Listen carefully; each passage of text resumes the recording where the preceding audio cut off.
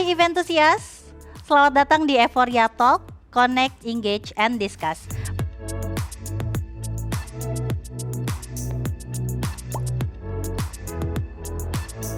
Event yang representatif dan inklusif makin penting di masa kini untuk memastikan bahwa setiap individu yang terlibat tidak hanya menjadi objek, tapi juga subjek yang aktif.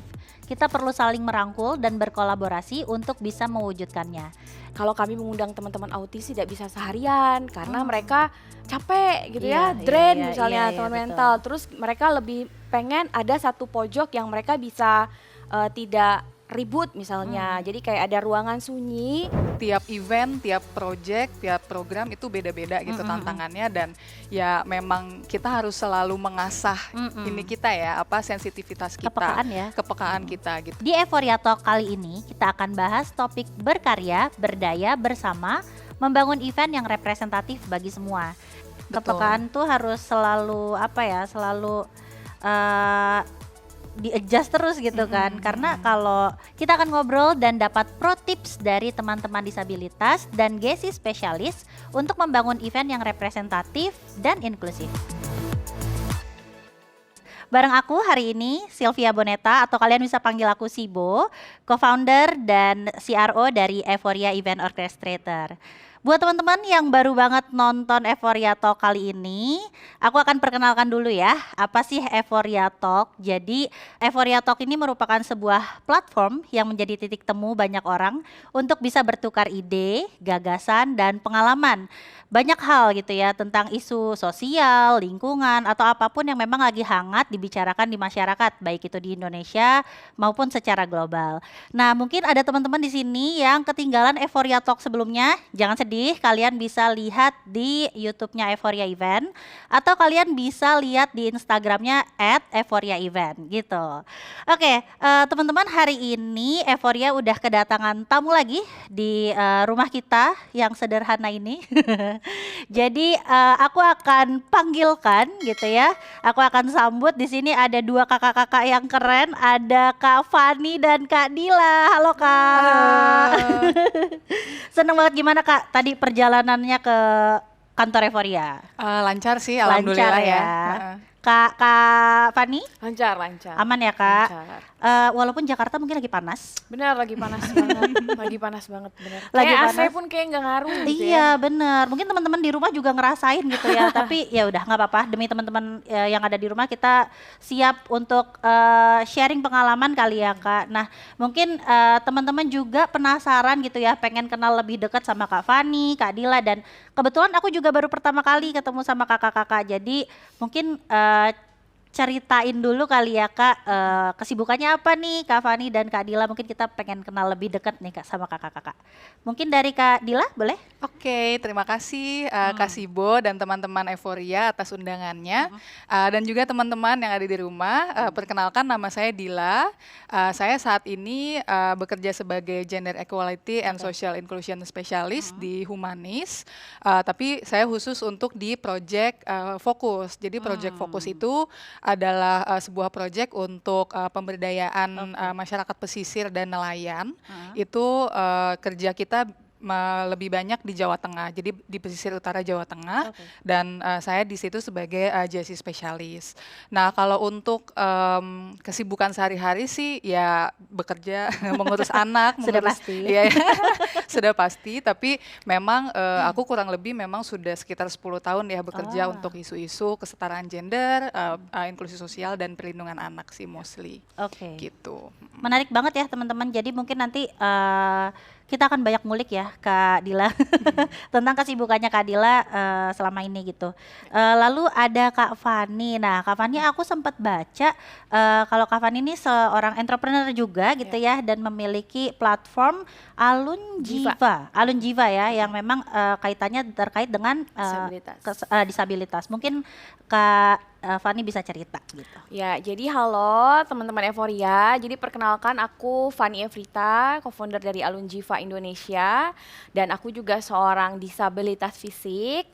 Jadi kesibukan aku saat ini menghandle Alunjiva Indonesia, yang dimana Alunjiva Indonesia ini merupakan sebuah platform peningkatan kapasitas dan kapabilitas teman-teman disabilitas di Indonesia.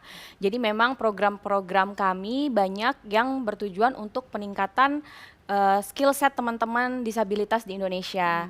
Jadi baik itu keterampilan vokasi, profesional maupun di digital gitu. Oke, jadi memang kesibukannya sekarang lebih banyak di Alunjiva itu ya Kak ya? Iya, benar. Oke Kak. Sebenarnya senang banget ya teman-teman kita bisa kedatangan dua tamu kita di sini, ada Kak Fani, ada Kak Dila, dan memang berkarya dan berdaya gitu ya di bidangnya masing-masing. Semoga kita bisa dapat insight yang keren lah hari ini ya. Oke Kak, ngomong-ngomong soal berkarya dan berdaya gitu ya.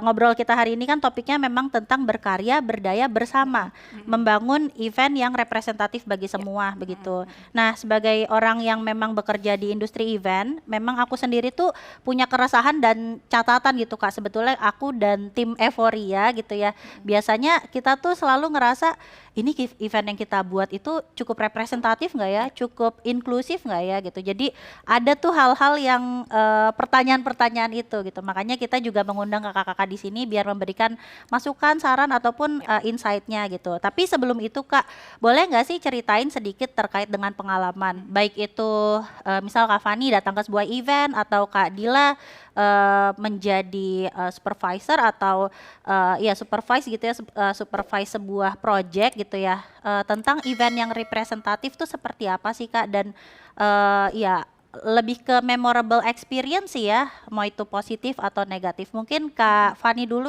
bisa cerita begitu. Ya, karena kebetulan Alunjiva sendiri kita memang fokusnya di disabilitas, pastinya kita sangat mengedepankan sisi bagaimana kita menciptakan sebuah program ataupun sebuah kegiatan yang bisa mengakomodasi dengan layak teman-teman disabilitas. Iya.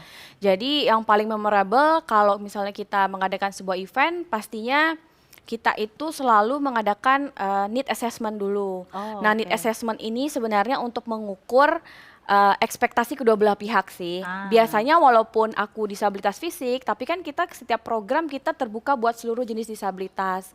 Nah, terkadang kita juga, aku ya sebagai disabilitas harus mengosongkan gelas juga, karena kita tidak harus jadi maha tahu ya, kita harus dengar dari dua sisi. Misalnya kita mau buat sebuah program yang terbuka untuk seluruh jenis disabilitas, berarti kita juga harus mendengar dari teman-teman disabilitas mental, kemudian teman-teman autism gitu ya, intelektual, kemudian disabilitas teman-teman tunarungu atau tuli, teman netra gitu ya. Mungkin kalau dari aku kan lebih ke fisik ya, kalau fisik itu kan lebih ke infrastruktur biasanya kalau teman fisik. Jadi kita pengalaman yang paling berkesan dan selalu berkesan setiap program adalah bagaimana kita bisa mengakomodir dan menjadi titik tengah atas kebutuhan-kebutuhan lintas disabilitas ini gitu loh. Jadi gimana supaya setiap program yang kita jalankan bisa memenuhi kebutuhan mereka. Apalagi kalau kemarin pada saat pandemi itu sangat challenging banget ya, pada saat program, event, bagaimana kita membuat sebuah konten-konten yang aksesibel. Itu challenging buat tim aku juga. Apalagi karena kan pas online ya Kak? Iya, pas online, karena di tahun 2020 teman-teman disabilitas pada saat pandemi itu dipaksa untuk bisa masuk di era digitalisasi. Yang kita paham di seluruh Indonesia ini tidak semuanya akses digital kita bagus. Ada beberapa titik yang blind spot gitu ya Mbak. Jadi kayak kita harus memahami itu gitu. Jadi mau nggak mau dari teman-teman tim kita juga harus lebih memberikan apa ya, ekstra effortnya mereka gitu ya untuk membuat sebuah konten pembelajaran LMS yang inklusif itu seperti apa. Karena biasanya sebelum program ataupun kita sudah menyiapkan sebuah platform digital, kita biasanya itu tadi kita mengundang, kayak kita role play ya, kita mengundang perwakilan disabilitas dari lintas disabilitas untuk mencoba apakah misalnya LMS platform kita aksesibel atau tidak gitu. Karena biasanya udah sekali testing pun pada saat kita udah mulai program, boarding program, tuh onboarding, ada aja gitu. Misalnya HP-nya tidak akses buat aplikasi tersebut, misalnya berat gitu ya. Kemudian ada teks-teks yang missing gitu. Jadi kadang teman-teman tuli kayak kecepetan. Kemudian kalaupun biasanya kita pakai pengajar luar, apakah kata-kata terapan itu terjemahannya pas atau enggak? Kalau banyak terjemahan bahasa Inggris atau kita kayak anak selatan gitu ya, which is literally gitu kan. Nah itu agak susah tuh. Jadi kita harus mengubah, mengejawantahkan mengubah bahasa jadi lebih simple dan mudah dipahami gitu. Jadi kalau ditanya memorable, setiap program, setiap event pasti tantangannya beda-beda. Selalu ada kejutan gitu ya di setiap program tuh pasti ada gitu. Karena kita pengennya kan membuat sebuah event, sebuah program itu yang bisa mengakomodir semua kebutuhan. Tapi ya itu sebenarnya jadi pembelajaran juga. Kayak misalnya durasi acara. Kalau kami mengundang teman-teman autis tidak bisa seharian karena mereka capek gitu ya, drain misalnya teman mental. Terus mereka lebih pengen ada satu pojok yang mereka bisa tidak ribut misalnya. Jadi kayak ada ruangan sunyi yang mereka kalau misalnya drain, gue bisa ke tempat situ gitu ya, Kak. Gitu ya. Terus kadang kelupaan kalau ngundang teman-teman perempuan datang gitu ya di sebuah acara, kita tuh lupa ada akses misalnya bilik buat menyusui, kadang kita tuh lupa gitu loh. Karena kan emang disabilitas yang datang juga biasanya perempuan dan dia kadang bawa tas ASI, terus gue kayak menyusui kemana, kadang kayak ada yang ke kita kayak sesama tim kayak, Mbak itu ada yang nanya ruangan menyusui di mana ya, mampus gue kayak aduh ya juga ya, itu kadang miss ya di kita. Walaupun kita nih penggerak isu inklusi tapi ya namanya manusia ya, kadang kita juga skip hal-hal tersebut, tapi itu yang jadi notes di kita bersama lah kayaknya. Setiap program pasti ada notes dan kita jadi perbaikan di setiap eventnya sih. Iya betul. Dan itu jadi setiap event tantangannya beda-beda ya Kak. Bener. Dan akhirnya ada adjustment terus-terusan gitu ya. Terus-terusan supaya kita lebih baik lah. Betul. Iya sih benar juga ya. Kayak kita juga sempet tuh pernah nggak kepikiran kayak oh iya ruang menyusui gitu. Karena kan kalau kayak di mall tuh ada ya Kak khusus gitu kan. Bahkan nggak semua mall ada sih. Cuma ada beberapa doang. Oke, sip. Thank you Kak Fani, nanti kita akan ke Kak Fani lagi. Kalau Kak Dila gimana nih Kak pengalamannya?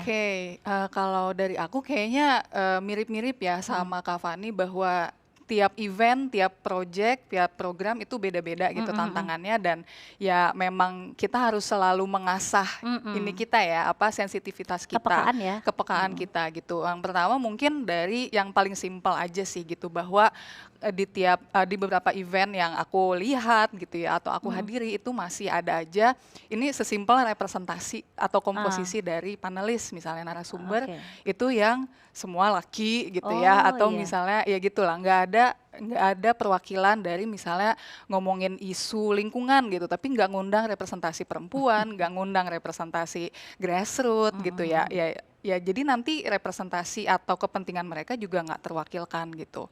Itu yang pertama. Jadi ya hal-hal seperti itu masih dijumpai gitu ya terkait all male panelist lah kita sebutnya ya yang kayak gitu. Itu yang pertama. Kemudian yang kedua itu benar tadi kata Kak Fani terkait akses gitu. Akses itu penting banget gitu apalagi mungkin untuk teman-teman disabilitas itu sangat penting gitu ya bahwa kita gimana mau bisa berpartisipasi gitu akses menuju lokasi, akses untuk bisa ngerti acara aja nggak difasilitasi gitu. Jadi mungkin aku teringat gitu salah satu event yang pernah aku hadiri itu isunya tentang perubahan iklim dan isu disabilitas gitu. Jadi itu sangat penting sekali gitu karena ya jarang banget gitu misalnya teman-teman disabilitas dilibatkan dalam dalam percakapan tentang isu lingkungan gitu. Nah kemudian ya banyak juga teman-teman disabilitas di sana kemudian difasilitasi juru bahasa isyarat tapi kemudian protes gitu bahwa ngomongnya jangan cepet-cepet gitu atau misalnya itu tuh apa yang dikatakan narasumber gitu misalnya itu tuh belum ada padanannya gitu dalam bahasa isyarat. Jadi itu mereka sulit sekali gitu untuk catch up. Jadi hal-hal seperti itu yang ya kita udah berusaha untuk mengakomodasi tapi ternyata masih ada lapisan-lapisan lain tuh yang belum kita sentuh gitu kan ternyata jangan terlalu cepat kemudian istilah-istilahnya juga harus lebih sederhana gitu ya. Itu kemudian yang ketiga juga terkait beberapa masalah tokenism gitu ya kayak misalnya di beberapa acara itu aku pernah menjumpai kayak misalnya ada perempuan ada anak muda, ada orang muda gitu ya. Tapi kemudian mereka nggak ngapa-ngapain gitu, atau misalnya tidak ditanyai pendapatnya gitu ya. Pernah juga misalnya ada satu event yang mengundang Gen Z gitu, tapi kok aku melihat seolah-olah Gen Z ini dijadikan sebagai kelompok yang harus kita ajari ya gitu, kayak iya, kita iya. pokoknya harus dijejali segala knowledge gitu, padahal kok nggak dilihat Gen Z itu sebagai apa ya, sebagai kelompok yang sebenarnya mereka kritis gitu, yang mereka berdaya gitu, tapi tidak diposisikan seperti itu gitu. Jadi hal-hal yang seperti itu juga masih harus diperhatikan gitu. Kemudian yang terakhir menurut aku juga ini sama pentingnya gitu ya, dengan terkait akses, terkait dengan representasi tadi ya, adalah terkait dengan safeguarding gitu. Oh, oke. Karena kan ketika misalnya kita mau ngomongin inklusivitas, representasi segala macam gitu, kan berarti kan banyak pihak gitu ya misalnya yang dilibatkan gitu. Nggak terkecuali misalnya ada kelompok-kelompok rentan gitu, yang kita tuh harus benar-benar pikirkan gitu apa safeguarding mereka gitu. Karena ini bukan dengan pengalaman aku dengan humanis ya, tapi beberapa tahun ke belakang di lembaga lain gitu ya, dan ini juga bukan lembaga kerja aku tapi pihak lain.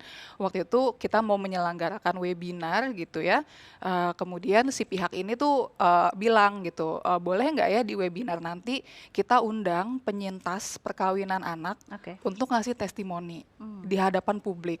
Bisa kita bayangkan ya, maksudnya request seperti itu tuh kayak sangat tidak memperhatikan keselamatan, kesehatan penyintas gitu ya.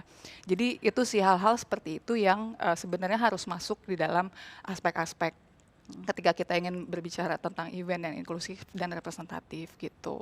Oke. Heeh. Oke, aku setuju sih sama Kak Fadi sama Kak Dila, karena sepengalaman kami juga gitu ya di Euphoria, kita juga akhirnya ketika menyelenggarakan event tuh kita ngerasa ngebangun event yang representatif itu pasti tantangannya banyak ya Kak. Bahkan kalau kakak sendiri ini nggak sih kayak biasanya siapa sih Kak yang membuat kebijakan misalnya dalam membuat sebuah event gitu ya, oh ini harus ada ini, harus ada ini, harus ada ini, yang memang supaya event ini lebih representatif gitu. Kalau sepengalaman kakak-kakak itu posisinya ada di siapa sih biasanya? Apakah ada spesialisnya sendiri? Apakah ada orang yang lebih expert yang bisa apa ya, mintai tolong gitu untuk hal tersebut, atau gimana Kak? Dari Kak Fani Kalau mungkin. kita di Alunjiva, Ha-ha. karena kebetulan kami dari bertiga, foundernya itu 2 orang disabilitas, dan kebetulan aku juga dari akar rumput ya. Jadi sebelum aku memulai Alunjiva ini, sebelumnya aku juga udah 8 tahun di dunia disabilitas dan inklusivitas. Jadi biasanya memang masukan itu datang dari kami, karena iya. kebetulan kami disabilitas gitu ya. Tapi karena disabilitas yang biasanya digambarkan itu kan biasanya kalau lihat Fani pasti disabilitas fisik pasti dia udah khatam lah, udah tahu nih Iya, akses iya, apa iya. aja. Tapi biasanya kita mengundang representatif perwakilan komunitas. Oke. Jadi yang biasanya kan kita udah ketemu teman-teman kita gitu ya, yang biasanya kayak sambil ngopi aja kita tuh udah dapat insight sebenarnya. Oke. Kayak menurut lo akses apa sih yang paling krusial deh seorang disabilitas mental misalnya. Karena disabilitas yang tidak terlihat itu pasti Iya berjuang sih, lebih, betul. struggle-nya tuh lebih dari kita yang terlihat gitu. Karena kalau misalnya orang lihat aku sebagai disabilitas fisik, mungkin dia langsung paham dan ada langsung empati gitu ya. Tapi kalau orang yang melihat secara fisik gitu ya, secara appearance-nya kayak kayaknya dia non disabilitas nih gitu. Tapi sebenarnya kita telisik lebih dalam, dia bisa jadi punya disabilitas mental Iya. gitu. Nah, itu yang sebenarnya harus yang lebih kita in-depth discussion lagi, sebenarnya hal apa yang perlu kita buat dalam sebuah event supaya lebih terakomodir lah kebutuhan mereka gitu. Jadi memang kita supaya supaya lebih terwakilkan, biasanya memang aku ngobrol banyak dengan teman-teman komunitas sih. Dipertemukan gitu ya Kak ya, maksudnya kita bertemu dan emang dapat insight Kayak langsung ngobrol ya. duduk bareng gitu, Iya, kayak iya, ngobrol iya, duduk iya. bareng, tapi sebenarnya requirement itu sudah ada dari kita penyelenggara Oke, program oke. gitu Iya. ya. Jadi sebenarnya kayak setiap event, misalnya di event misalnya dari sisi e-learningnya, menurut lo tuh apa sih gitu. Kemudian dari sisi event offline-nya, Oke. apa aja sih yang harus kita pastikan gitu. Kayak misalnya event itu secara fasilitas apakah aksesibel untuk public transportasi lewati gitu. Karena sebenarnya kita kalau membuat sebuah event pengennya pasti yang di tengah kota, tapi masalahnya apakah daerah tersebut lokasinya available atau enggak nih, karena kita paham ya Iya, iya betul, Kak. gedung ataupun venue yang available buat disabilitas friendly Iya. itu terbatas Betul. sebenarnya, sangat terbatas. Terus kita juga harus memastikan kayak public transportasinya akses nggak ya gitu loh, karena kita aman pengennya nggak? juga anak-anak nih aman, nyaman, Betul. gampang diakses ke acara kita gitu. Tapi kok kita acaranya di mana gitu ya, domisili penerima manfaat kita jauh juga kasihan juga kan. Iya, nggak gitu. match ya Kak? Iya, jadi betul. kayak hal-hal itu kadang kita udah riweh sama program, kadang hal-hal kecil itu yang kita butuh input-input dari teman-teman eksternal sih sebenarnya. Iya, iya benar-benar. Kalau Kak Dila gimana Kak? Iya, kalau misalnya di Humanis sendiri kita alhamdulillahnya gitu ya udah punya beberapa guidelines ya dan strategi Oh, secara yayasan gitu. Misalnya kita punya safeguarding policy gitu ya. Kemudian juga ada gender equality, diversity and inclusion gitu ya di dalam yayasan kami gitu. Jadi di dalamnya memang ada beberapa aneks yang misalnya dalam penyelenggaraan event online seperti apa, kemudian risiko dan mitigasinya seperti apa itu kami memang sudah ada gitu. Jadi Oke. memang kalau per project sih menginduknya ke sana gitu. Tapi kan memang balik lagi ya bahwa konteks itu kan sangat penting ya gitu dan tantangan ketika kita misalnya menyelenggarakan kegiatan atau event apalagi ketika misalnya di grassroots gitu itu juga kan sama seperti Kak Fani sih bahwa kita butuh banget gitu input dari teman-teman right holders di sana gitu.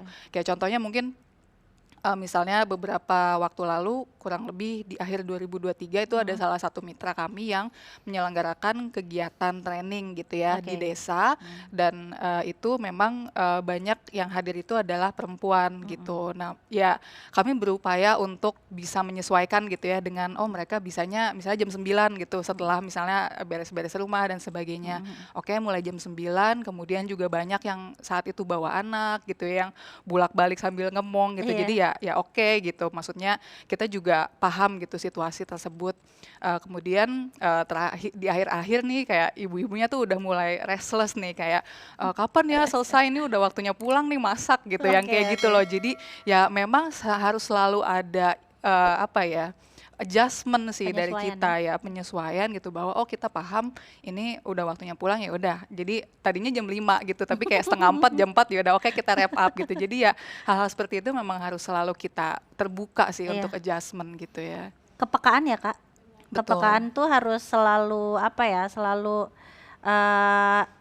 di-adjust terus gitu kan. Karena kalau balik lagi Kak, kalau pengalaman kami gitu ya, kita juga sama awalnya gitu. Awalnya kita kayak, aduh kita harus gimana nih gitu kan. Tapi seolah-olah kita tuh berupaya untuk kayak nyicil dulu deh nih. Pertama mungkin di event ini, oke kita berikan apa nih. Misalnya kalau waktu itu pengalaman kami ada sebuah event gitu ya bersama NLR Indonesia. Jadi ada salah satu pengisinya yang memang harus naik ke atas panggung, tapi beliau menggunakan kursi roda begitu.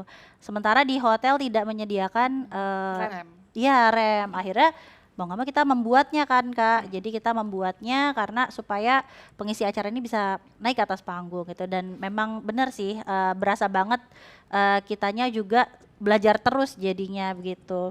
Oke, tadi kan ngomongin tantangan ya Kak, dan kita memang setuju bahwa event yang representatif, inklusif, dan aksesibel ini memang sangat-sangat penting begitu. Nah sekarang Kak, gimana sih? Tadi sempat disinggung juga sebetulnya gimana caranya teman-teman disabilitas ini dalam event tuh mereka bukan hanya sekedar menjadi objek begitu ya Kak, tapi juga menjadi subjek gitu. Nah kalau lebih ke praktikal nih Kak, kalau menurut kakak-kakak apa yang harus kita akomodir kebutuhan teman-teman disabilitas di dalam sebuah event, mau itu teknis ataupun non teknis. Sebetulnya tadi Kak Fani juga udah banyak cerita ya, tapi mungkin apakah ada lagi gitu Kak yang memang harus diperhatikan. Kuncinya sih itu tadi supaya teman-teman nggak cuma jadi objek gitu, tapi juga menjadi bagian gitu. Iya, iya. Jadi sebenarnya benar banget kalau kita sebagai lembaga implementer memang selain kita udah punya SOP lah ya, guideline kayak misalnya PSEA gitu ya. Kita kalau mau mempublikasikan teman-teman disabilitas kita harus tanda tangan agreement gitu ya.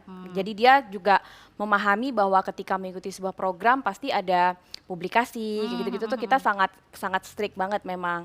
Kemudian kalau untuk event-event yang menurut kita teman-teman disabilitas ini harus jadi subjeknya adalah ya kita harus menempatkan mereka sesuai dengan kebutuhannya mereka gitu ya. Misalnya kalau teman-teman tuli itu jangan di barisan belakang.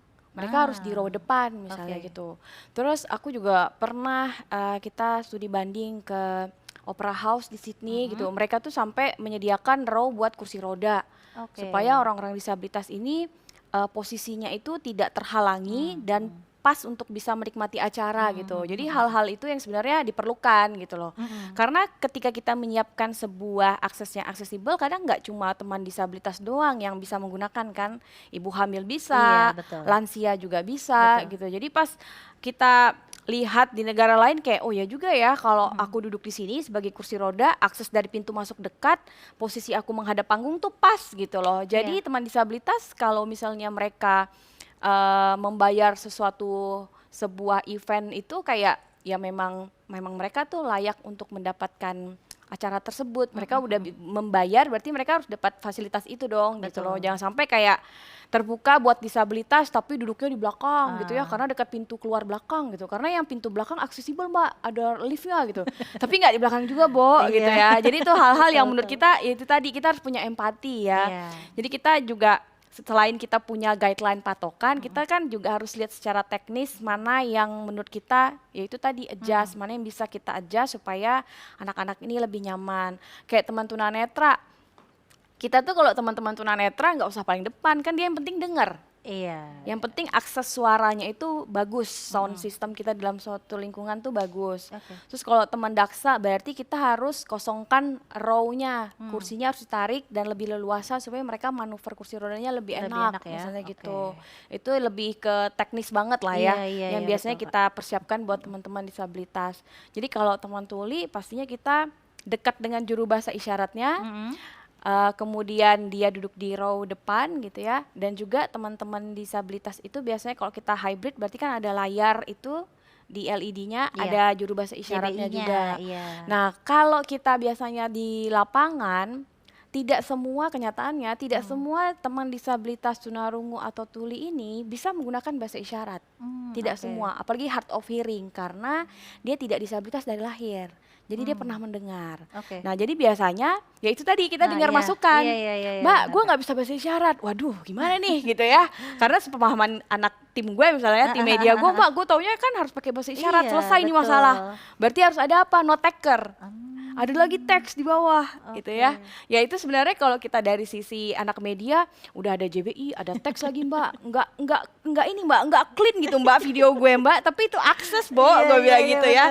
Itu tuh harus gitu. Jadi kalau misalnya seperti itu karena kita paham disabilitas itu tidak hanya dari Pulau Jawa saja gitu ya, dan kita paham secara infrastruktur di Indonesia itu belum, secara pendidikan juga masih kurang gitu ya.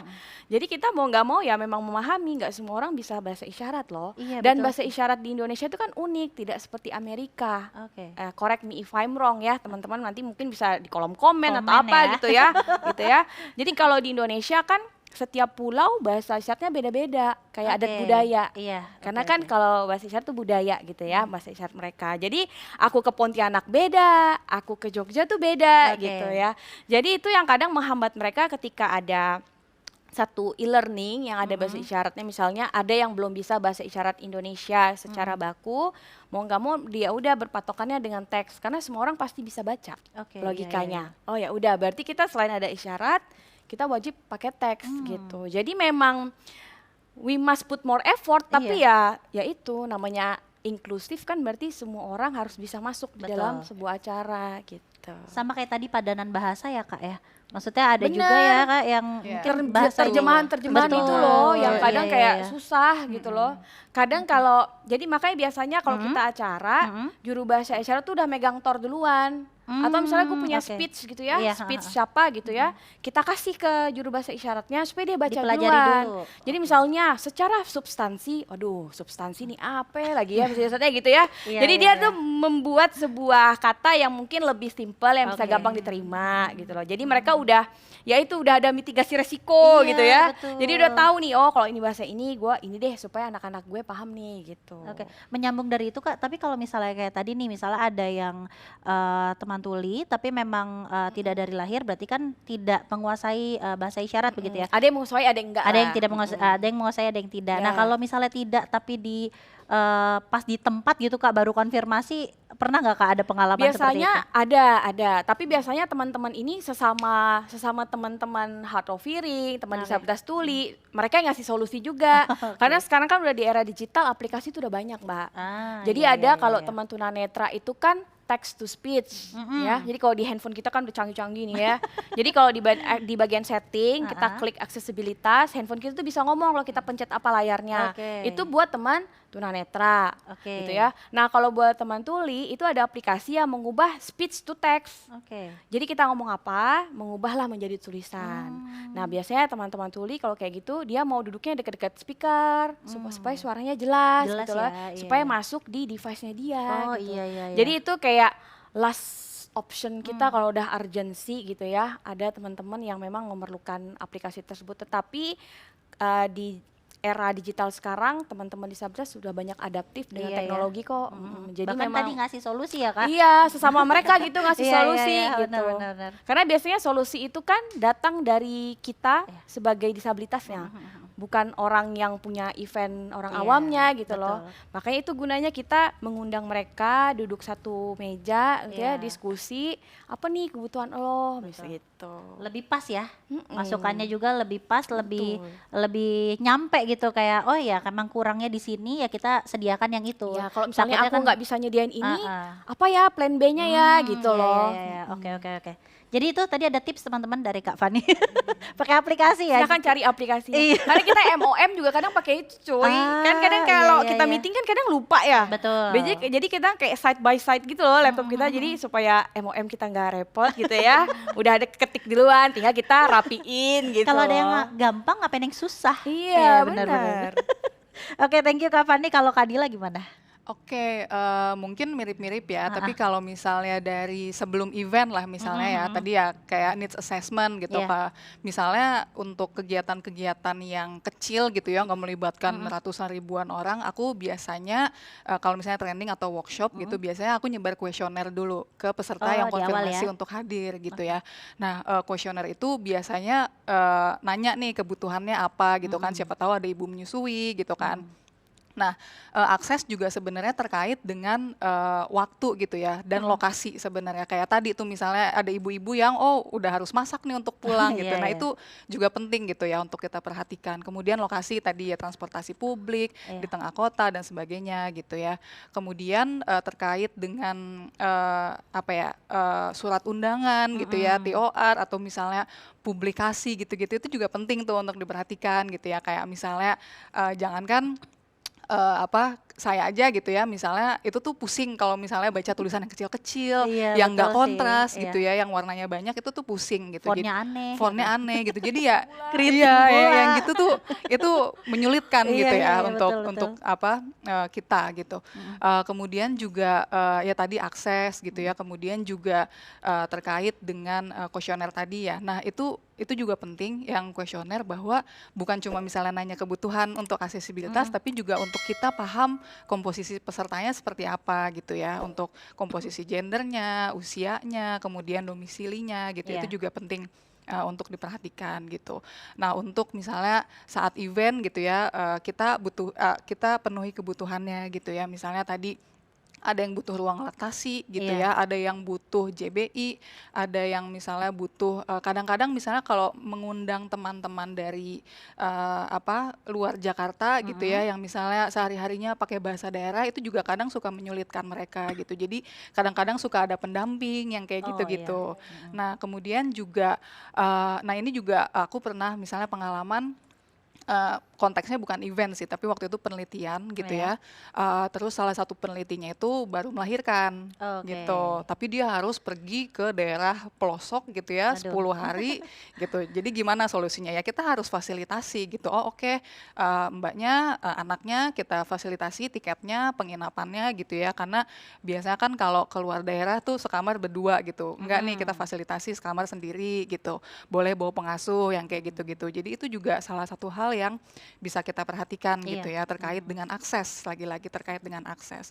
Kemudian juga terkait dengan partisipasi gitu ya, di sana tentu saja kita nggak pengen teman-teman misalnya perempuan, anak muda, teman-teman disabilitas udah hadir, tapi ya itu lagi balik lagi jadi tokenism gitu. Oh kita udah kok mengundang mereka gitu kan, tentu saja nggak mau seperti itu gitu ya. Kita fasilitasi misalnya untuk menjadi narasumber Iya, gitu ya, betul. untuk menyuarakan kepentingan. Nah itu juga sangat penting gitu ya, agar kita tuh paham gitu kebutuhannya, perspektifnya tuh seperti apa gitu. Jadi itu sih hal-hal yang mungkin secara praktis gitu ya bisa kita terapkan ketika menyelenggarakan event gitu. Menjadi bagian lah ya Kak. Ya, Maksudnya gimana caranya apa tadi teman-teman disabilitas, terus perempuan, bahkan tadi Gen Z gitu ya, nggak cuma jadi tanda kutip pelengkap gitu ya Kak, tapi memang menjadi bagian dari sebuah event itu ya. Tadi kalau Kakak pas penelitian ya yang lebih terasa itu ya. Oke oke. Ada tambahan lagi nggak Kak kira-kira kalau misalnya mungkin pengalaman sebelum-sebelumnya gitu dari Kak Fani atau Kak Dila terkait dengan hal itu? gimana Kak Fani? Aku udah cukup sih ya, Oh, kayaknya oke. tuh sudah tergambarkan semua. Biasanya memang yang paling penting ya kuesioner, karena kita bisa mendapatkan feedback dari situ gitu loh. Kadang kan kita membuat sebuah standar kebutuhan teman-teman disabilitas kan berdasarkan akal pemikiran kita doang, Iya. POV kita doang gitu. Tapi ketika kita lempar sebuah kuesioner gitu ya, kemudian kita melakukan assessment ke penerima manfaat ataupun yang nantinya menjadi peserta acara, kita tuh bisa dapat sesuatu yang out of the box aja gitu. Jadi kayak misalnya kalau contohnya aku kayak menghadiri sebuah acara, kadang aku tulis disabilitas, tapi kadang penyelenggara tuh kayak udah rempong sama kebutuhan disabilitas, kadang kayak akhirnya kan kita menjelaskan ya, oh aku Iya. nggak perlu harus misalnya ada rem, karena aku nggak pakai alat bantu Oh, gitu. iya, Jadi iya, biasanya iya. kalau di kuesioner, apakah Anda penyandang disabilitas ya atau tidak, kemudian alat bantu apa yang Anda gunakan. Oh, ada poin itu ya Kak? Iya, jadi Oke. lebih kebayang, oh pakai tongkat, oh Mhm. pakai kursi roda, oh pakai kruk misalnya gitu. Jadi dari penyelenggara pun bisa bisa kebayang gitu fasilitas apa sih yang kita bisa support ke mereka. Oke. Kemudian kayak jumlah peserta, biasanya kita kalau di event 50, kita nggak set kursi itu 50. Benar kata Mbak, biasanya ada bawa pendamping. Kan kita Oke. nggak mungkin, kita tuh sudah paham kalau teman disabilitas biasanya memang bawa +1. Jadi di kuesioner Pendamping kita itu ya? pasti kita tanyakan apakah membawa pendamping, apalagi teman intelektual sama teman mental. Itu memang kebanyakan bawa pendamping. Teman netra biasanya bawa pendamping. Oke. Kalau teman-teman dari kami biasanya juga hiring teman-teman buat volunteering, Ya. buat jadi teman-teman frontline di depan lah ya. Jadi biasanya kalau kita di event publik, biasanya lokasi parkir itu kan jauh ya sama pintu gate depan ya. Jadi biasanya kalau teman-teman kursi roda gitu-gitu, itu kita dibantuin sama ada tim kita yang menjemput dari lokasi parkir. Dan Oke. yang biasanya jadi perdebatan itu adalah motor yang sudah dimodifikasi itu apakah masuk parkiran Mobil motor atau atau mot- motor. Nah itu Ah, pasti iya, selalu iya, iya. dipertanyain tuh. Jadi mereka pasti minta tolong kita untuk menjelaskan ke pihak security. Karena muke depan motor nih gitu kan. Tapi lebarnya lebar Bodinya, mobil nah, gitu loh iya, gitu. iya, iya, Jadi betul. jadi itu yang sebenarnya jangankan mereka, gue juga kadang ya gue paham sih kenapa mereka teman-teman disabilitas ini setiap mau keluar banyak banget pertanyaannya. Iya. Karena kalau kebutuhan mereka tidak terakomodir ya mereka nggak bisa masuk ke dalam sebuah acara. Kayak cuy udah depan pintu doang gitu kan kasihan Iya, ya. betul. Karena setiap mereka keluar tuh mereka udah hitung kos loh. Mereka Oke. berapa lama perjalanannya.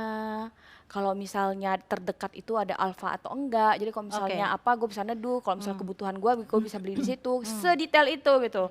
Wow, Jadi itu yang oke. sebenarnya kita kayak, oh berarti kita harus edukasi security juga nih. Karena security Iya. kan kadang juga kayak, parkir di mana Pak? Oh motor di sana nggak muat Pak Iya. gate-nya. Yang nggak mau tahu pokoknya di motor gitu. Ya gimana ya? Itu Iya, yang iya, sebenarnya iya, kita bisa kita mitigasi lah Iya. supaya kita menjadi penengah karena kita yang lebih paham gitu ya, kita jelaskan ke pihak parkirnya gitu ya, bisa nggak ada parkir priority ini diisi sama motor modifikasi. Oke. Itu selalu kayak benar selalu jadi highlight deh. Iya, iya, Karena iya, teman-teman tuh pasti nanya, Mbak aku parkirnya di mana ya gitu, atau bisa nggak akses parkir aku dekat pintu masuk gitu. Oke.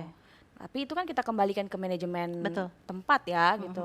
Itu yang sebenarnya mereka butuh perpanjangan tangan lah supaya mereka bisa terakomodir. Dan akhirnya ketika kita sudah membuat event di situ, security-nya mau nggak mau dapat advokasi gitu ya, dapat awareness.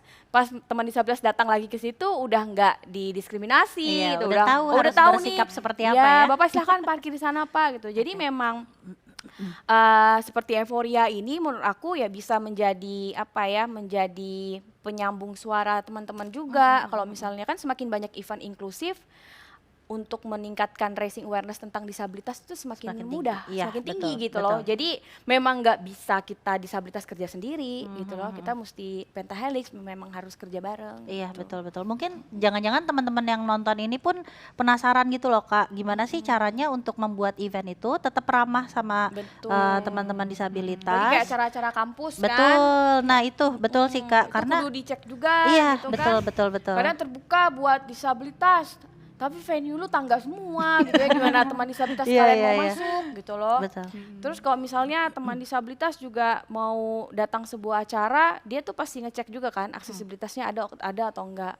Karena dia tuh sangat paham, karena mungkin sering kecewa kali ya, karena iya. aku dari komunitas kadang mereka kayak iya terbuka buat disabilitas, tapi mereka pasti nanya dulu nih ke PIC gitu ya, banyak banget pertanyaannya untuk memastikan benar nggak nih akses gitu loh, karena Iya. takutnya pas kita udah daftar, pas kita udah dateng nggak aksesibel. Makanya sekarang aku suka dengar dari teman-teman juga, karena partner aku di Alunjiva juga dia suka nonton konser Korea gitu-gitu Iya, ya. Biasalah cewek-cewek. Jadi kalau misalnya dia beli tiket gitu ya, dia email, aku disabilitas pengguna kaki palsu, apakah ada kebutuhan khusus, ada fast line atau enggak, Oke. gitu-gitu. Jadi hal tersebut yang kalau kita sebagai disabilitas nggak ngomong, ya penyelenggara tuh nggak tahu. Nggak tahu Jadi ya. terbuka aja menurut aku. Jadi Oke. terbuka supaya bisa bisa difasilitasi gitu loh. Betul. Karena kalau kalian diem doang, tiba-tiba datang kan kaget juga penyelenggaranya gitu. Iya. Betul. Kalau Kadila ada tambahan mungkin Kak? Iya, kalau aku sih paling lagi-lagi terkait akses ya. Jadi kadang-kadang kan kalau misalnya kita di suatu organisasi atau lembaga kan kayak biasanya udah punya daftar misalnya partner atau misalnya mitra hotel atau misalnya venue yang udah menjadi rekomendasi gitu. Nah, kadang-kadang itu pertimbangannya tuh lebih ke satu lokasi, kedua Iya. harga misalnya masuk di budget Iya, gitu. iya, Nah, betul. itu sih biasanya kan. Nah, tapi gimana kita bisa lebih satu langkah di depan nih gitu terkait dengan ini ramah disabilitas nggak gitu. Misalnya pertama terkait dengan tadi ada rem atau enggak gitu, atau misalnya ada ruang laktasi atau enggak gitu ya. Apakah kemudian si toiletnya gitu, apakah cukup lebar untuk misalnya ada teman-teman yang pakai kursi roda yang seperti itu bisa menjadi salah satu pertimbangan juga ya ketika kita misalnya menyusun guideline tadi gitu Iya. terkait dengan recommended vendor gitu yang kayak gitu. Nah, kemudian paling juga terkait dengan ini lebih personal juga sih karena aku juga kan sebagai ibu menyusui ya dulu Iya. 2 kali gitu, dan itu kerasa banget sebenarnya sangat sulit untuk mendapatkan tempat yang nyaman untuk bisa pumping gitu. Oke. Gitu. Jadi aku sering banget harus pumping di musola atau di lobby dengan tutupan gitu ya. Kadang-kadang di powder Kainan room. gitu ya, Kak? Iya, Apron. benar. Terus kalau ada sekat gitu ya udah aku Iya, sembunyi di balik sekat dengan apron itu. Kemudian kadang-kadang juga kalau ada kamar mandi yang ada powder roomnya terpisah Oh, gitu. Nah, iya. itu aku di situ gitu. Sebelahan sama kamar mandi gitu. Jadi kayak apa ya? Itu pun masih sangat sulit gitu ya bagi aku, dan itu kerasa banget gitu. Apalagi kan menyusui itu lama banget ya. 5,5 jam. Iya. Coba di-share Kak. Dan itu tuh kadang waktunya ya memang nggak pas juga gitu. Iya. Kayak misalnya aduh udah tengah-tengah acara tapi harus pumping gitu, tapi ini nanggung yang gitu-gitu loh. Jadi Iya, itu iya, juga kadang-kadang jadi beban gitu ya. Nah, itu juga kalau misalnya aku nggak ngomong ya nggak bakal Nggak ada tahu yang tahu gitu. panitia kalau aku tuh lagi menyusui gitu. Oke Kak. Jadi sebenarnya aku juga mungkin ya banyak teman-teman di luar bahkan kayak teman-teman terdekat kita gitu ya Kak. Ada sih beberapa pertanyaan gitu. Tadi sebelum di sini kita sempat ngobrol juga ya Kak, apa namanya, edukasi tentang bagaimana cara membuat event, bahkan gak cuman event ya, apapun gitu ya yang representatif, aksesibel dan apa nyaman buat teman-teman disabilitas gitu. Tapi mungkin ada teman-teman di luar yang nggak tahu harus bersikap seperti apa gitu Kak. Nah biasanya kalau untuk yang seperti itu mereka bisa melihat dari mana sih Kak? Kalau tadi kan ada panduan yang dari Humanis seperti itu ya, atau dari Alun Jiva ada gitu. Nah apakah hal-hal seperti itu mudah diakses Kak, dan bisa teman-teman bisa akses di mana sih Kak? Misalnya tadi panduan untuk bagaimana cara membuat atau cara bersikap gitu kali ya Kak dengan teman-teman disabilitas gitu. Sebenarnya kalau standar sebuah event ataupun standar volunteer itu sebenarnya sempet happening banget gitu ya. Maksudnya secara kesadaran masyarakat tuh tinggi pada saat kita ASEAN Para Games. Oh iya. Jadi 2000 berapa tuh ya? 2018 ya. 18 ya ASEAN betul. Para Games yang dimana penyelenggara itu harus melakukan training buat volunteer. Nah itu mereka udah ada buku sakunya sebenarnya. Oh, iya, Dan iya. setahu aku itu di open public gitu ya.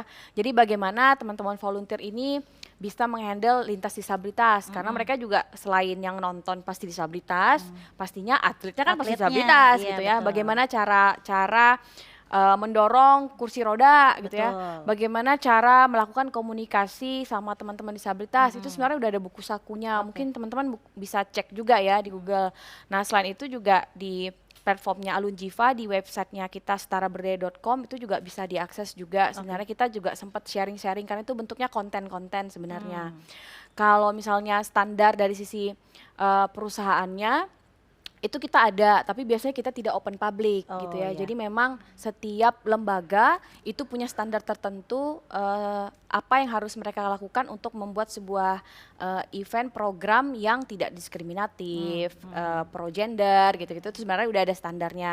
Tapi standar-standar umum itu sebenarnya sudah dibuat gitu ya, dan sebenarnya sudah di open public juga gitu. Karena pas aku ngobrol sama teman-teman anak muda gitu ya, aku pernah ketemu pada saat kita open volunteer saat event kita, dia pernah bilang kayak, wah aku udah paham Kak, soalnya aku alumni volunteer ASEAN Para Games. Karena itu dibuatkan buku saku, dan yang menulis buku saku itu adalah teman-teman organisasi disabilitas. Tadi ya kumpulan ya. Jadi kayak konsorsium mereka gitu ya, mereka membuatlah inisiatif buku saku dan melakukan training buat si teman-teman ini. Volunteer. Nah, tapi kalau misalnya teman-teman bingung juga, aku mau menemukan teman disabilitas itu di mana sih? Mungkin kalau di luar negeri gampang gitu ya nemunya gitu ya, tapi kalau di kita kan susah. Teman-teman tinggal cari organisasi seperti Alun Jiva ataupun yang seperti Alun Jiva ataupun komunitasnya langsung. Kan banyak, ada komunitas tunanetra, komunitas tuli gitu ya. Apalagi sekarang di era sosial media, membersnya itu udah banyak yang Gen Z. Jadi mereka suka sharing tentang isu disabilitas tapi lebih asik. Kan banyak sekarang influencer disabilitas kan gitu. Nah itu juga yang di Alun Jiva kita juga melakukan pelatihan untuk talent-talent kreatif digital, namanya Setara Entertainment. Jadi teman-teman disabilitas kita berikan pelatihan supaya mereka bisa jadi content creator, marketing afiliator gitu. Jadi kita bisa kasih gambaran ke teman-teman bahwa pekerjaan tuh nggak harus di kantor, sebenarnya pekerjaan tuh banyak kok gitu. Jadi itu biasanya kita di Alun Jiva. Jadi isu-isu tentang bagaimana kita membuat sebuah acara inklusif sebenarnya tuh sudah banyak ya guidance-nya. Tapi itu tadi setiap event pasti punya karakteristiknya masing-masing. Nah itu tugasnya kita lebih in-depth lagi pada saat assessment, dengan yang tadi Mbak juga bilang kita ada survei ya, lempar kuesioner supaya lebih tepat sasaran. Karena kan setiap event yang teman-teman nanti akan lakukan punya objektif masing-masing kan. Nah itu yang disesuaikan karena kan beda event beda objektif lagi. Iya, Gitu. beda event, beda treatment ya Kak? Betul. Iya, betul. Apalagi kalau khusus buat ibu-ibu, kalau nggak ada laktasi itu kan pasti backfire ya. Diomelin sama ibu-ibu itu kan. Terus kalian mau ngadain buat ibu-ibu, tidak ada playgroundnya, diomelin lagi sama ibu-ibu gitu kan. Bawa 2 anak. Iya, terus tempat jajan jauh katanya. Nah, itu kan yang kita harus dapat insight langsung, walaupun kita punya nih Mbak guidance-nya gitu ya. Tapi kita harus nanya mereka langsung, apalagi Bu gitu. Selalu ada tambahan ya Kak? Benar, selalu ada penyesuaian. Selalu ada penyesuaian. Apapun eventnya pasti berubah lagi. Nambah lah, bukan berubah ya, nambah ya Kak ya. Oke, tapi balik lagi itu jadi kayak kita harus selalu empati, selalu peka gitu ya. Apapun eventnya pasti betul. akan ada tuh adjustment itu gitu ya. Betul. Oke. Kalau Kak Dila gimana Kak? Kalau di humanis apakah tadi ada guidance dan memang dipublish gitu untuk Iya. masyarakat luas atau gimana? Iya, kalau di humanis itu tadi ya aku sempat sebut bahwa kita udah punya yang safeguarding Iya, policy, itu. ada gender equality, diversity, inclusion juga untuk strateginya seperti apa sebagai sebuah lembaga. Tapi kayaknya itu memang untuk internal gitu ya, Oh, karena gitu. memang bahasanya itu sangat teknis gitu ya, iya. isinya checklist gitu. Tapi memang kalau misalnya di sosial media tuh biasanya ada yang lebih ringan gitu ya, caranya bagaimana lebih praktikal gitu ya, dan juga dengan bahasa-bahasa yang lebih sederhana Oke. gitu kan. Kita juga punya beberapa konten video gitu ya, reels, publikasi lain-lain yang memang sebenarnya itu adalah ejawantah dari si strategi itu gitu yang sangat teknis tadi gitu. Jadi itu sih. Nah, kalau misalnya bener banget gitu, kalau misalnya dari sumber-sumber lain sih sebenarnya udah banyak ya, kalau misalnya kita cari googling gitu, misalnya terutama kalau misalnya Kak Fani kan banyak disabilitas gitu ya. Iya. Kalau misalnya aku banyak tentang mainstreaming JESI gitu ya, atau misalnya terkait dengan child protection gitu, itu sebenarnya udah banyak sih gitu checklist yang sebenarnya bisa teman-teman adopsi aja gitu. Tapi lagi-lagi balik lagi ya, disesuaikan dengan konteks Iya. di sini gitu ya, dengan konteks eventnya juga gitu ya, yang kayak gitu-gitu sih. Oke Kak. Menarik ya. Oke, Kak lanjut lagi nih Kak. Sebetulnya Euphoria itu punya satu magic words gitu ya. Kita percaya kita punya pegangan one event thousand impact gitu. Kita percaya bahwa sebuah event itu punya dampak yang besar gitu, dampak yang luas untuk semuanya gitu. Dan kita percaya gitu event-event yang representatif dan inklusif ini dapat menjadi platform yang kuat gitu untuk ngedorong perubahan sosial yang lebih luas. Nah, kalau kakak-kakak nih setuju nggak nih sama statement aku tadi, dan apakah ada masukan lagi Kak untuk memaksimalkan hal tersebut gitu? Gimana caranya event representatif ini event yang representatif tapi bisa mempunyai dampak juga gitu loh Kak keluar, mau itu isunya keberagaman, kesetaraan atau inklusi sosial. Oke, Dari Kak aku dulu. gantian deh dari Oke, kalau Kak Dila. dari aku sih mungkin cara mungkin praktisnya gitu ya, bisa kita lihat misalnya dari 4 aspek. Pertama tadi kita udah banyak ngomongin akses gitu Oke, ya, iya ya. akses gitu, bahwa akses tuh banyak banget gitu ya, dari segi teknis, kemudian juga dari segi perspektif kita gitu ya, untuk mengakomodasi peserta yang hadir gitu ya. Kemudian yang kedua, setelah kita membuka akses adalah terkait dengan partisipasi gitu ya. Yep. Partisipasi tadi itu tadi gitu ya, bahkan bahwa bukan cuma menjadi objek tapi juga jadi subjek gitu ya, beri ruang untuk berbicara gitu. Karena pengalaman aku itu terutama misalnya dalam FGD gitu ya, misalnya itu tuh biasanya perempuan kalau disatuin sama laki-laki itu cenderung nggak mau ngomong. Oh, oke. Gitu. Jadi makanya kalau kami misalnya, terutama misalnya penelitian gitu Iya, ya di daerah desa, itu kami pasti memisah. Ada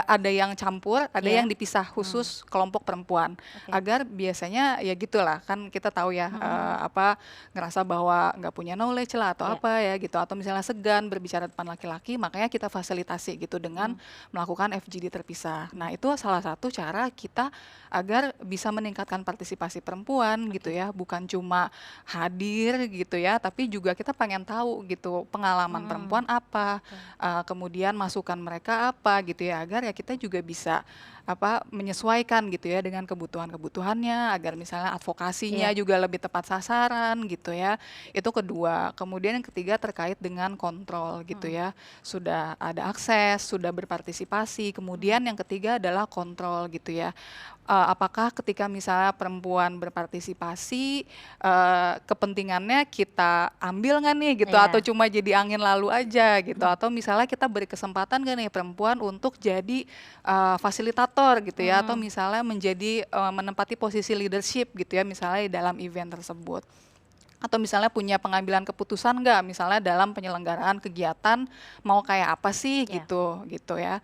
Kemudian terakhir adalah manfaat gitu ya. Tentu saja event yang kita selenggarakan kan untuk kebermanfaatan Betul, juga kan, untuk iya. mereka yang hadir, untuk mereka yang terlibat gitu. Nah, mereka dapat manfaat nggak nih Iya. dari apa yang sudah kita selenggarakan gitu ya? Apakah mereka bisa mengangkatnya, apakah jadi pengetahuan mereka gitu ya, atau misalnya jadi punya skill baru gitu. Nah, itu hal-hal yang mungkin bisa menjadi catatan kita bersama gitu ya, terkait dengan akses, partisipasi, kontrol dan manfaat gitu.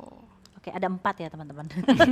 Itu sebenarnya pilar untuk Iya. gender mainstreaming di Oke. segala aspek sih gitu. Jadi segalanya masuk gitu. Oke. Kalau Kak Fani gimana Kak Fani? Sebenarnya udah sama sih Oke. sebenarnya, karena disabilitas itu kan masuk dalam kaum marginal ya. Jadi sebenarnya asas-asas yang selalu diperhatikan tuh udah disebutkan juga sama Mbak Eni. Jadi itu memang yang hal-hal paling dasar yang memang harus kita perhatikan, karena kita tuh nggak pengen disabilitas itu cuma jadi representatif tuh objek belaka gitu ya. Nah, iya. Kalau misalnya kita report, ada kok disabilitas itu kursi rodanya ada tuh. Nah, Yang kita tuh penting nggak ada pengen gitu kayak ya. gitu.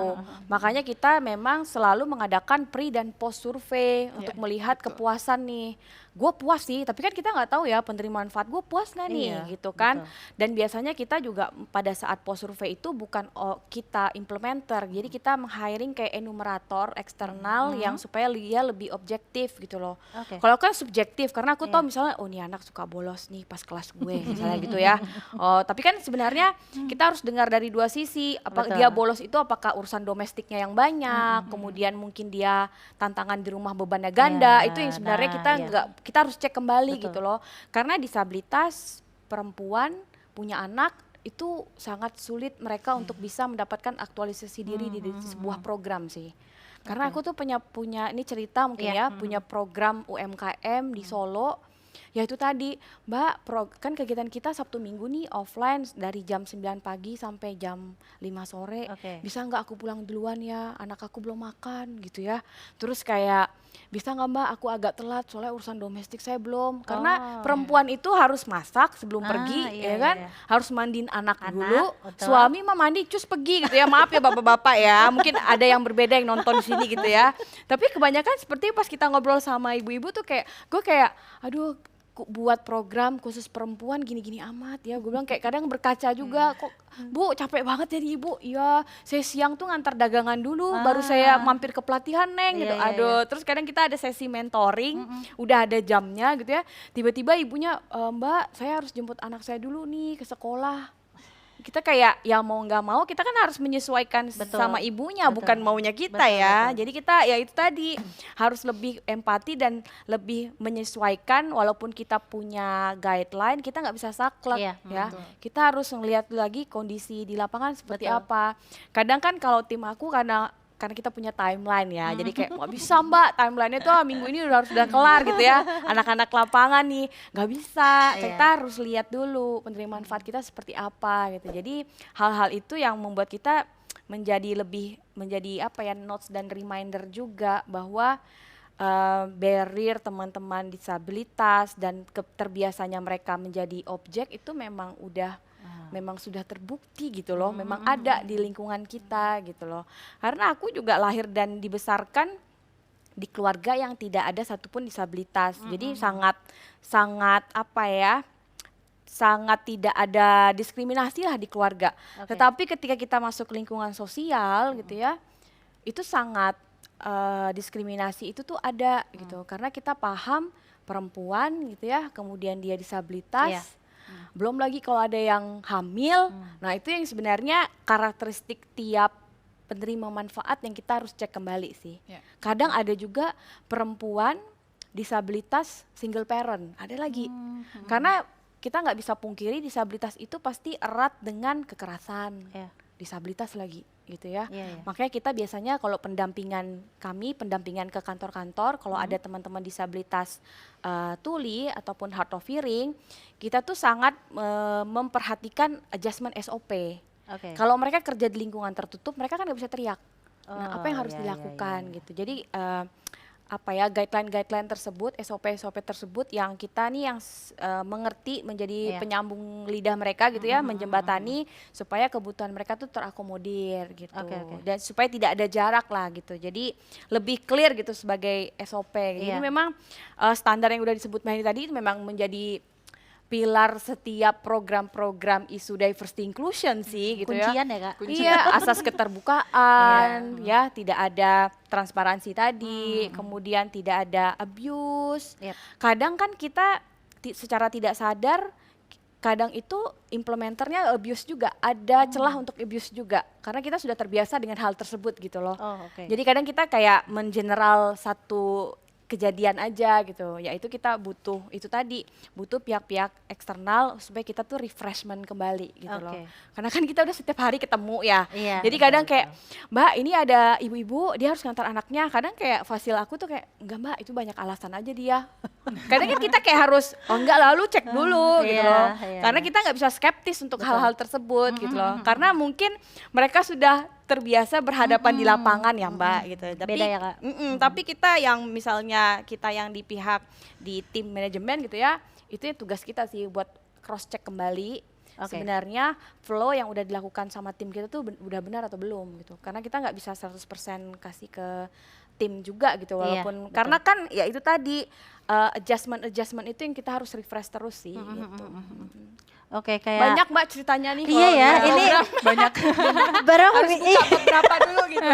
Betul banget karena 1,5 jam kurang cukup ya Kak. Betul banget ceritanya. Iya benar, karena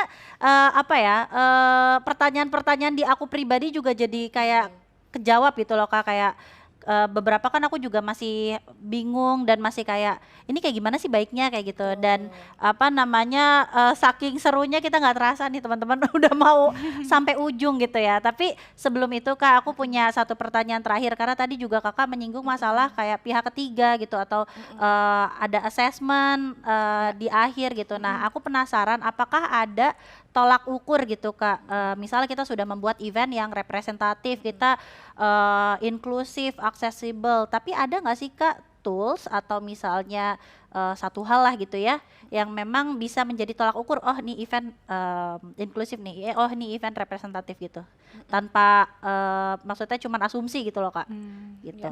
Ada nggak sih Kak?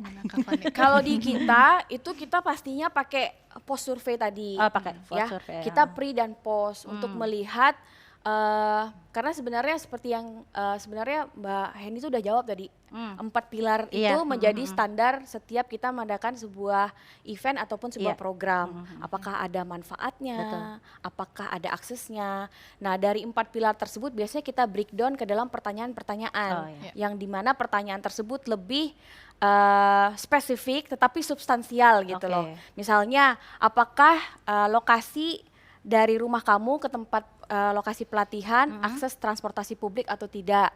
Misalnya dia jawab tidak. Apakah Anda punya kendaraan? Tidak. Berarti kita bisa bayangkan sesulit apa dia menjangkau lokasi kita. Atau berarti dia butuh dana transportasi lebih nih. Nah itu yang biasanya kita itu adjust lagi.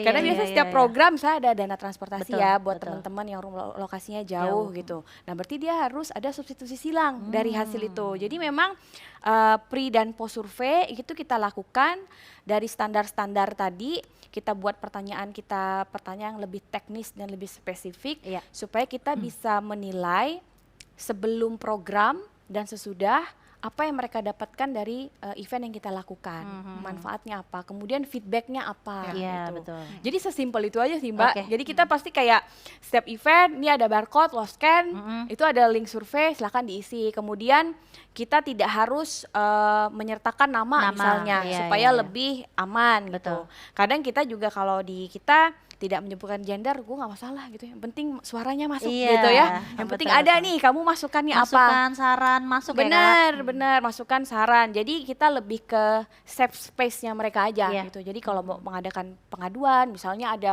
volunteer gue atau PIC gue yang kurang berkenan, bisa disebutkan gitu. Jadi kita lebih nyaman ke depannya untuk melakukan sebuah event. Dan ada hasil tertulisnya gitu ya. Gak cuma kayak misalnya di interview di akhir kayak menurut kamu acara ini gimana? Kayak gitu karena kan kalau jadi itu kadang udah mereka kayak oh gue harus menampilkan yang baik nih soalnya Nah, mbaknya di depan gue iya, gitu betul. kan. Jadi kita paham lah, kadang kita Iya, kadang iya. jadi peserta, kadang penyelenggara kan. Jadi kita Benar, sangat benar, memahami benar. lah gitu. Oke, jadi itu lebih aman ya. Lebih Kalau aman. dari Kak Dila gimana Kak Dila? Iya, kalau dari aku juga sama sih ya terkait dengan 4 pilar tadi dan juga biasanya selalu ada post evaluation Oke. survey. Yaitu tadi sih sama sih isinya lebih menanyakan feedback gitu ya, kemudian juga terkait dengan akomodasi gitu. Jadi beberapa hal tuh kayak akomodasi, substansi itu kita tanyakan gitu. Kemudian juga logistik gitu ya. Kemudian juga terkait dengan penyelenggaraan waktu gitu ya, ketepatan waktu Oh, kurang iya. lebih seperti itu. Kemudian terkait dengan panitianya gimana gitu. Nah, itu juga biasanya ditanyakan gitu. Jadi itu ke dalam post evaluation survey. Tapi juga mungkin untuk yang besarannya gitu sebagai program gitu. Misalnya kita kan juga punya indikator-indikator tertentu Iya, gitu ya betul. misalnya. Nah, jadi kita udah mencoba nih kayak misalnya kan biasanya tuh indikator tuh sangat kuantitatif gitu ya, kayak misalnya berapa peserta yang hadir, terus disagregasi perempuan laki atau Oh, misalnya iya. disabilitas yang gitu-gitu. Tapi kita berupaya untuk lebih mendalam lagi nih gitu nanti indikatornya bukan cuma misalnya kuantitatif tapi juga kualitas gitu. Oh, berapa orang perempuan ya yang tadi bicara gitu, Iya. atau misalnya berapa orang perempuan ya yang jadi fasilitator yang gitu-gitu. Itu juga sudah mulai kami coba lakukan gitu. Jadi itu juga bisa menjadi salah satu tolak ukur gitu yang kayak gitu. Kemudian bisa juga sih sebenarnya dengan cara yang sangat informal gitu ya, ngobrol gitu. Iya. Kayak kadang-kadang kan kalau misalnya post event tuh banyak ngobrol kopi-kopinya gitu ya, yang gitu. Networking session Iya, ya. networking session atau apalah gitu. Nah, itu juga sebenarnya bisa menjadi cara kita mendapatkan feedback gitu karena misalnya aku waktu itu konteksnya bukan event ya, tapi waktu itu penelitian. Jadi di project ini tuh aku dan teman-teman melakukan semacam assessment gitu ya Oke. untuk membuat profil desa gitu. Jadi memang gimana caranya kita bikin profil desa ini tapi partisipatif gitu. Jadi yang menjadi penelitinya ya orang lokal sendiri gitu, yang orang desanya sendiri gitu. Nah, belakangan aku baru mendengar nih dari perempuan, dia perempuan yang terlibat sebagai peneliti lokal gitu. Jadi dia bilang bahwa oh, aku tuh jadi tahu loh Mbak desaku tuh seperti apa gitu. Awalnya tuh aku nggak pernah mikirin loh tentang dana desa segala macem. Sekarang aku jadi tahu gitu ya. Yang kayak gitu-gitu Iya, iya. sebenarnya cerita yang bisa ngasih data kualitatif Iya. untuk kita gitu. Oh, ternyata ada perubahan juga ya gitu ke kapasitas si rights holder yang dan teman-teman yang kita dampingi gitu. Jadi itu juga bisa jadi salah satu tolak ukur juga sih Ada yang gitu. terdampak gitu ya, Kak, Betul. ya. Oke, teman-teman semuanya bener-bener nggak terasa kita udah ngobrol selama ini. Dan pastinya banyak insight-insight menarik yang tadi Kak Fani, Kak Dila udah kemukakan juga. Karena waktu di depan layar mungkin terbatas, jadi habis ini kita ngobrol lagi ya Kak. Kalau kakak-kakaknya belum pulang. Boleh dong mungkin terakhir aku mau minta closing statement dari Kak Fani atau Kak Dila untuk sesi hari ini, mau itu tentang harapan event kedepannya seperti apa atau juga support untuk kita semua yang lagi sama-sama berusaha membangun event yang representatif dan inklusif. Monggo Kak Fani, Kak Dila. Oh, aku dulu. Oke. Kalau dari aku sih ini banyak banget ya. Tadi aku juga banyak belajar Iya. dari Kak Fani.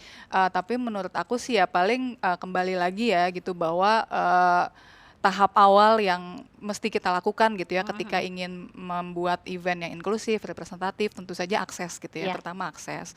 Kedua yaitu tadi partisipasi gitu ya. Yang ketiga kontrol dan juga manfaat gitu. Tentunya karena kita pengen tadi ya bahwa satu event itu bisa memberikan banyak dampak Dampak yang gitu. luas ya. Dampak yang luas gitu. Jadi ya marilah kita gitu dengan membuka akses gitu ya Iya. dengan berupaya untuk mengasah sensitivitas kita gitu ya terhadap keberagaman, terhadap kebutuhan yang berbeda-beda itu ya agar bisa menciptakan manfaat yang luas gitu dari event yang kita lakukan gitu. Itu sih Oke. dari aku. Thank you Kak Dila. Sip. Kalau ke Kak Fani? Ya kalau aku selalu ada kali pertama ya, kalau teman-teman masih ragu, takut gitu ya mau mengadakan sebuah event, karena aku sangat menyadari dari pasca kita kemarin ASEAN Para Games Iya. itu awareness tentang isu disabilitas semakin meningkat. Iya. Karena kan stigma teman-teman disabilitas ini juga tinggi yang dimana oh aku tuh taunya teman disabilitas tuh lampu merah misalnya gitu ya kalau di Indonesia. Padahal sebenarnya teman-teman disabilitas tuh banyak loh yang bisa berkarya dan berdaya gitu ya. Dengan adanya satu event gong besar itu akhirnya opening eye orang banget gitu ya bahwa oh teman disabilitas itu bisa berkarya jika kita tuh beri kesempatan mereka untuk melakukan sebuah aktualisasi diri. Jadi aku berharap dengan semakin banyak event-event inklusif yang dimana dengan kuncian partisipasi dan pelibatan aktif nih buat teman-teman disabilitas, akhirnya mereka punya suara gitu ya. Mereka punya suara untuk mengutarakan yang dimana ide itu ataupun masukan itu datang dari community gitu loh. Iya.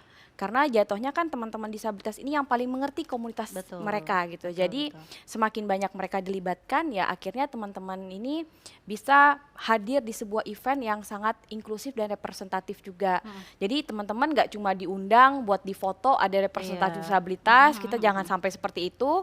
Nah jadi teman-teman komunitas juga harus terlibat aktif gitu ya. Kalau misalnya ada sebuah survei teman-teman harus aktif juga ngisi gitu ya. Jangan acuh tak acuh karena perubahan itu kan datang dari kita. Kita yang disabilitas, kita yang harus kasih masukan seperti apa supaya teman-teman dari non disabilitas ini juga kita bisa berjalan bareng beriringan untuk membuat sebuah lingkungan yang inklusif. Kalau ditanya Indonesia udah inklusif belum ya?